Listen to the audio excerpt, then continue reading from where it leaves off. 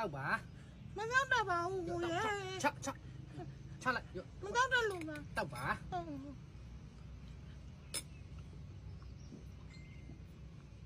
ကောင်းလား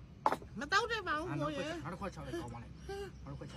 ကိုရဲ့မတောက်တယ်လို့ပါ ဟာနောက်တစ်ခွက်ဆိုကောင်းပါလိုက်နောက်တစ်ခွက်ကြိုက်ပါလေ ဟုတ် ချ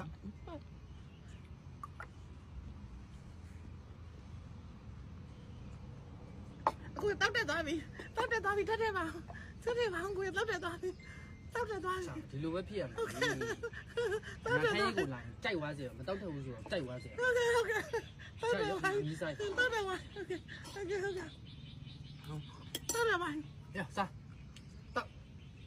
မတောက်တတ်ဘူးဒါလည်းမြည်လိုက်အောင် ကောင်းပါ အ ရဲ့ လုံးမကောင်းတော့ ဟေး ကိုဆဲလေးသိတဲ့သွားပြီဆဲတဲ့သွားပြီ ဟေးအဲ့လိုပါ